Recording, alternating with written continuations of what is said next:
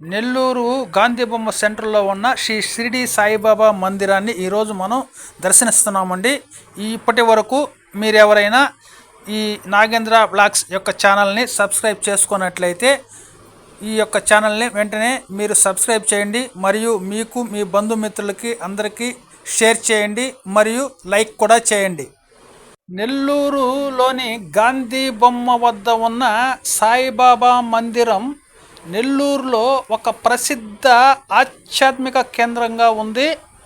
ఈ ఆలయానికి సంబంధించి కొన్ని ముఖ్యమైన వివరాలు ఈ విధంగా ఉన్నాయండి. ఆలయ చరిత్ర గురించి ఈ యొక్క సాయిబాబా మందిరం 1970లో నెల్లూరులోని ప్రముఖ వ్యాపారవేత్తలు మరియు సాయిబాబా భక్తుల సహకారంతో నిర్మించబడిందండి. ఆలయ స్థాపనలో ప్రధాన పాత్రధారులు ఎస్ఎస్ రాజు మరియు ఆయన కుటుంబ సభ్యులు.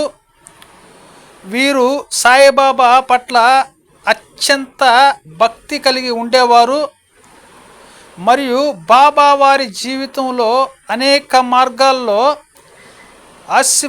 ఆశీర్వదించారని భావించారు. ఇక ఆలయ నిర్మాణ విషయానికి వస్తే, ఆలయ నిర్మాణం చాలా తక్కువ సాంకేతికతతో భక్తుల సహాయంతో ప్రారంభించబడింది.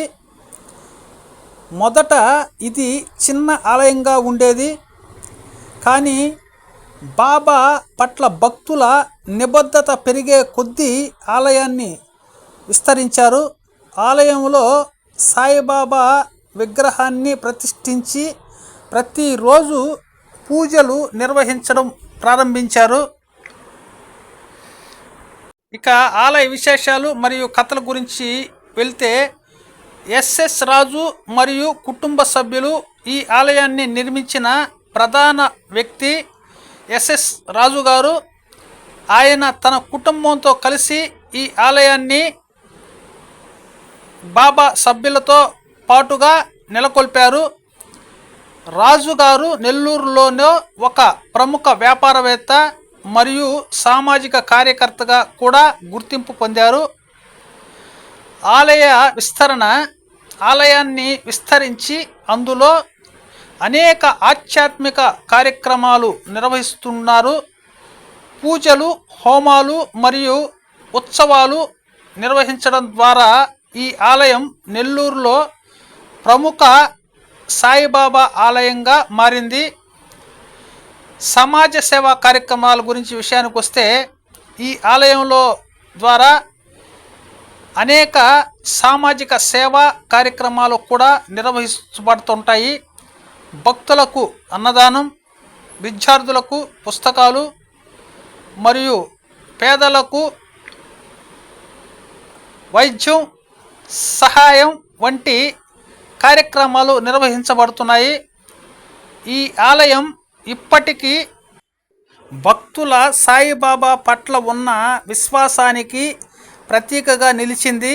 సాయిబాబా ఆచరణలు, బోధనలు మరియు కరుణ పట్ల ఉన్న భక్తి ఈ ఆలయానికి భక్తులను ఆకర్షించే ప్రధాన కార్యక్రమాలు.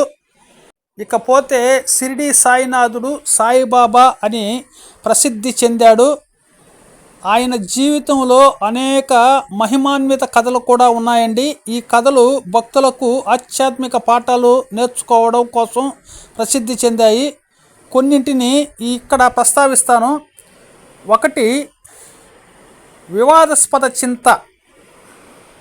ఇది సాయిబాబా యొక్క భక్తులలో ఒకరికి ఎప్పుడు సాయిబాబా మీద నమ్మకంతో ఉన్నారు, కానీ ఒక సందర్భంలో అతను బాబా శక్తుల మీద సందేహపడ్డాడు.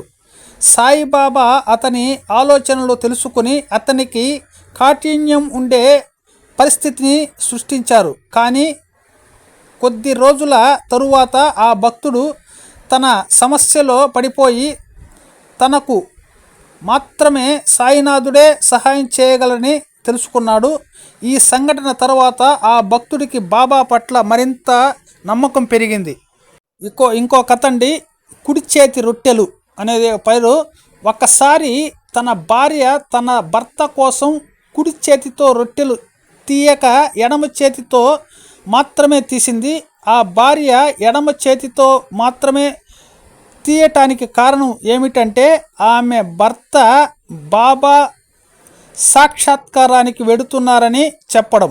సాయిబాబా ఆ భర్తకు ఆ స్నేహం ఇష్టపడినట్టు చెప్పారు. అప్పుడు ఆ భర్త తాను చేయడానికి ప్రయత్నించిన ప్రయత్నాన్ని ఆపేయడానికి బాబా నిదర్శనంగా ఆయనకు రొట్టెలను పంపించారు.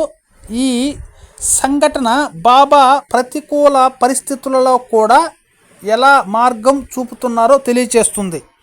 ఇకపోతే షిరిడి గుడిలో అగ్ని ప్రమాదం. ఒకసారి షిరిడి సాయిబాబా నివసించే గుడిలో పెద్ద అగ్ని ప్రమాదం జరిగింది.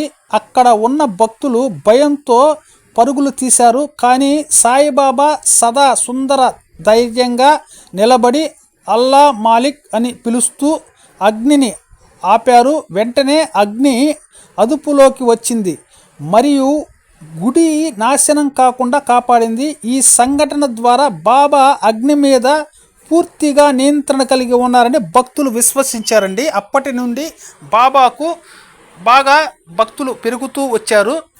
ఆ క్రమంలో భాగంగానే నెల్లూరులో కూడా శ్రీ సాయిబాబా మందిరాన్ని నిర్మించారండి. ఇది నిర్మించినప్పటి నుంచి ఇప్పటి వరకు కూడా భక్తుల విశ్వాసాన్ని నిలుపుకుంటూ ఉందండి ఈ యొక్క ఆలయం. ఈ ఆలయంలో ప్రతి సంవత్సరం గురు పౌర్ణమోత్సవాలు చేసుకుంటారండి. గురు పౌర్ణమి రోజు ఈ ఆలయం చాలా కిక్కిరిసి ఉంటుందండి. ఈ ఆలయాన్ని సందర్శించేదానికి వచ్చే భక్తులకి ఇక్కడ చోటు లేనంత విధంగా ఏర్పడి చాలా ఇదిగా ఉంటుందండి ఈ యొక్క ఆలయం. ఈ వీడియో కానీ మీకు నచ్చినట్లయితే వెంటనే నా ఛానల్ని సబ్స్క్రైబ్ చేసుకోండి, అలాగే షేర్ చేయండి మరియు లైక్ కూడా చేయండి. ఉంటానండి, బై. మరిన్ని వీడియోలతో మిమ్మల్ని మళ్ళీ కలుస్తానండి. ఓకేనండి, బాయ్.